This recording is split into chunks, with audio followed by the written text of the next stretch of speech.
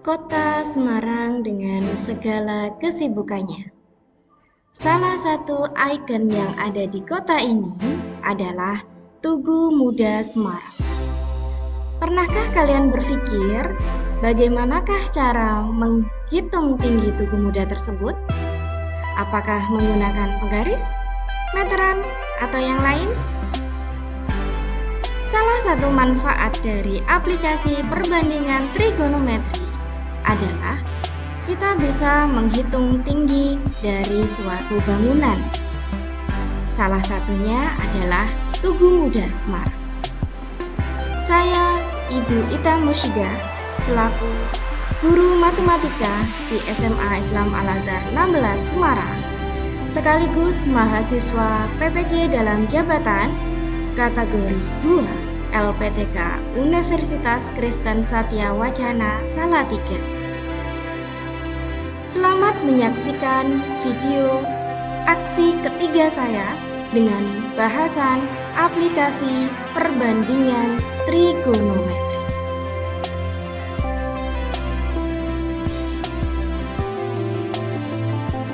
Baik, kita mulai pembelajaran kita pada pagi hari ini. Assalamualaikum warahmatullahi wabarakatuh. Waalaikumsalam warahmatullahi wabarakatuh. Sebelum kita memulai belajar, kita harus semangat dulu ya. Entah itu nanti materinya seperti apa, yang penting kita semangat dulu gitu. Oke, kita cek semangat paginya. Semangat pagi. Pagi. Matematika. Tahu. Matematika.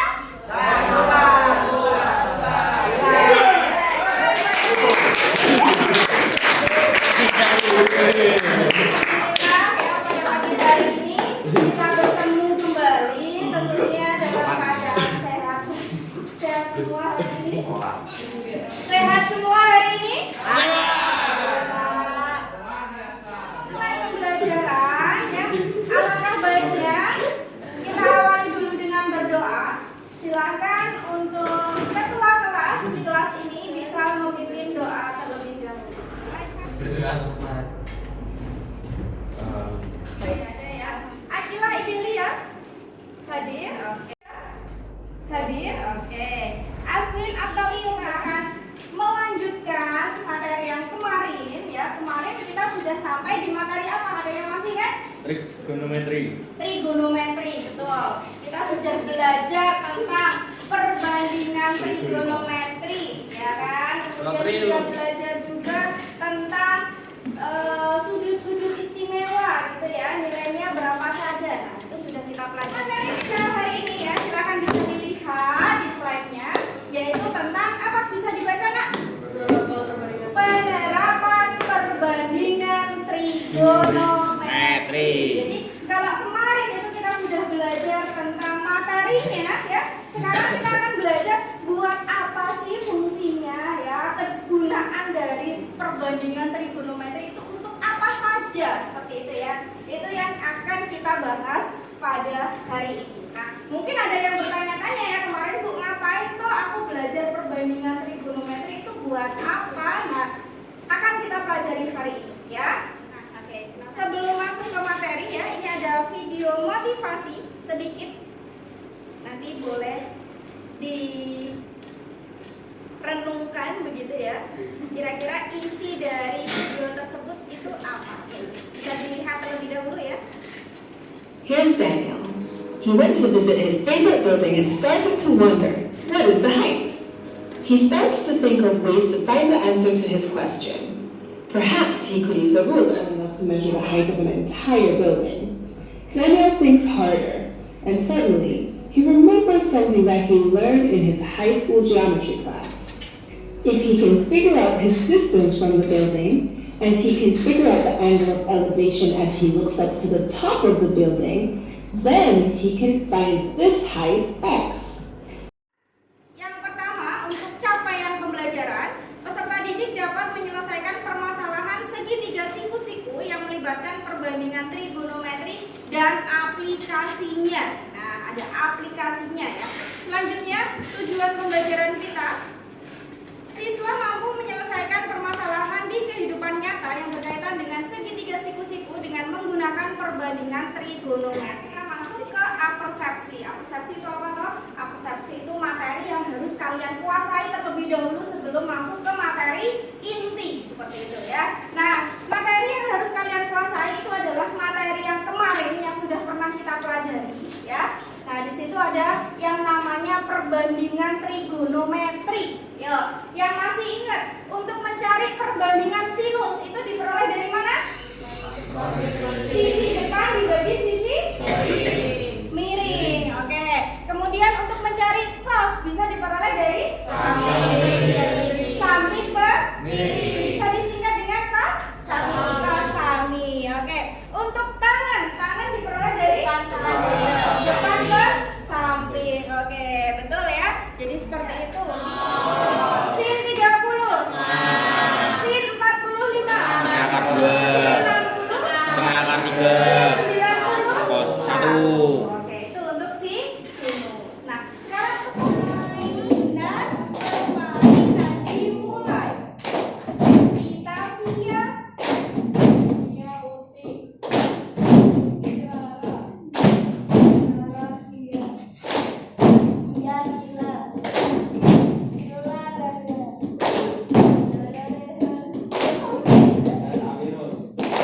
pembelajaran kita hari ini seperti biasa nanti akan ada orientasi masalah ya.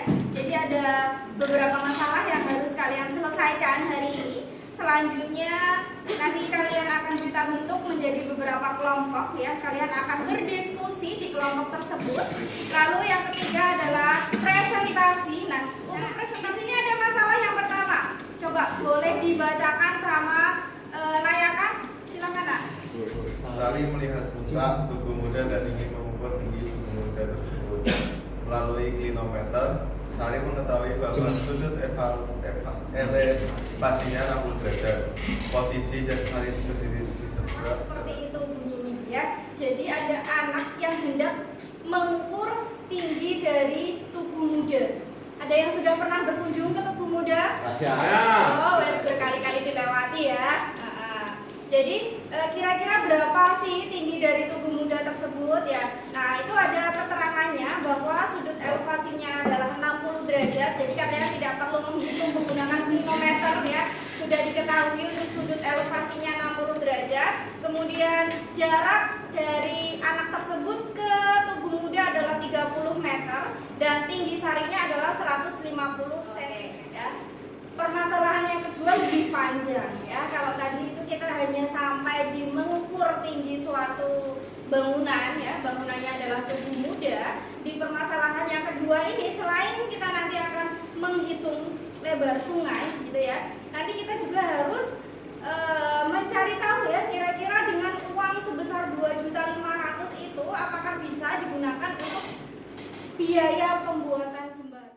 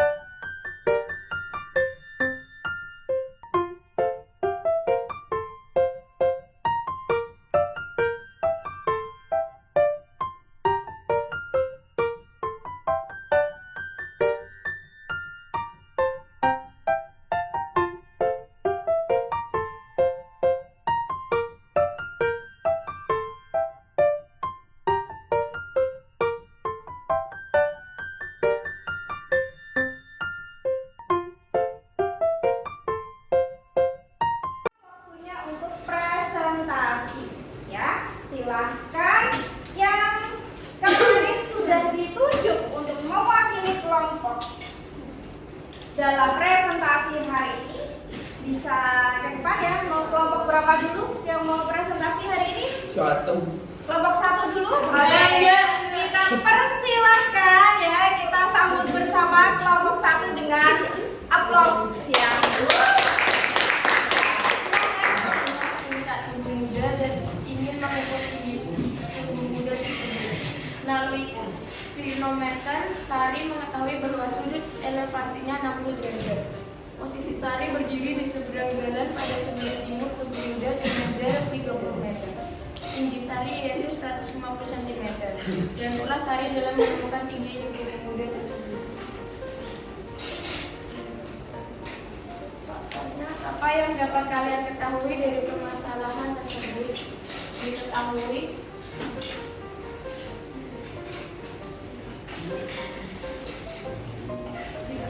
sudut elevasi 60 derajat, jarak Sari ke tubuh muda 30 meter, tinggi Sari 150 cm. Ditanya tinggi tubuh muda. Ditambah 119.400 jembatan berpemasangan. Jadi terdapat sisa uang rupiah adalah 2.500.000 dikurangi 2.132.400. Jadi 357.000. Untuk nyari sisi BC, kira-kira kita pakai apa? Pythagoras atau perbandingan trigonometri? Perbandingan trigonometri ya. Tapi yang apa? Yang sin, cos, tan, atau yang lain? Ada yang jawab cos, coba. Yang lain, apakah sama? Kita akan menggunakan cos. Ya, Panda? Coba dilihat. Sisi yang diketahui sisi apa ini, Nak? Samping. Sisi samping. Yang ditanyakan adalah sisi miring. Nah, kalau ada samping dan miring, berarti kita akan menggunakan perbandingan cos. Betul sekali ya.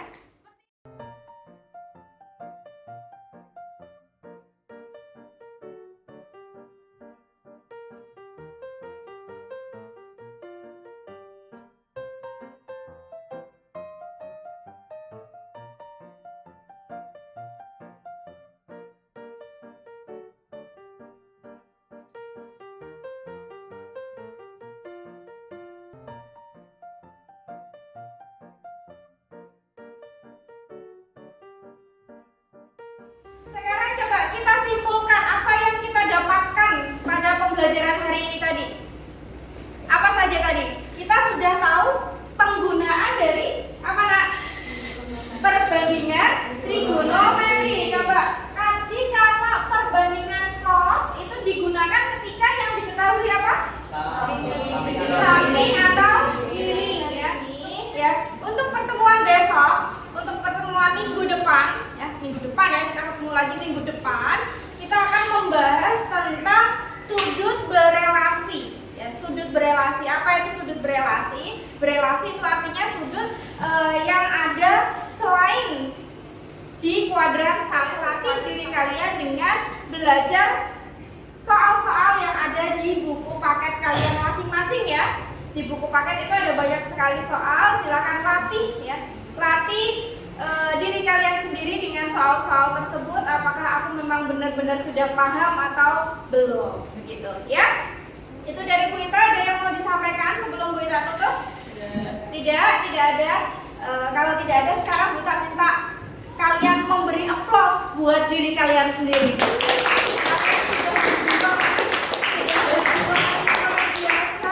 Tadi ada yang sudah presentasi, kemudian ada yang sudah menyelesaikan soal. Itu kan kalian harus mengapresiasi ya, bahwa diri kalian itu bisa, diri kalian itu pasti bisa.